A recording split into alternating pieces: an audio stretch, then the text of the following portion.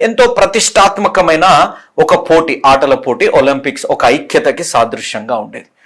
ఈసారి జరిగిన ఒలింపిక్స్ లో ప్యారిస్ లో జరిగినప్పుడు ఎంత దురదృష్టకరమైన పరిస్థితుల్లో ఉన్నాము మానవాళి అనగా, ఆ దేశంలో ఎప్పుడైతే లాస్ట్ సపర్ అనగా దేవుడు ప్రభు బల్లరికి సాదృశ్యంగా మనం తీసుకుంటామో దాన్ని ఏ విధంగా ఉంది అనేది ఒక చిత్ర రూపంలో వేశారు. మీరు ఈ ఫోటోని చూడండి. ఈ చిత్ర రూపంలో వేసింది లియోనార్డో డావిన్సీ అనే ఒక వ్యక్తి దీన్ని వేశాడు. ఇతను ఈ చిత్రాన్ని వేసేటప్పుడు మీరు గమనిస్తే ఈ చిత్రంలో యేసు ప్రభువారి ముఖం సరిగ్గా కనపడదు, సరిగ్గా వెయ్యలేదు.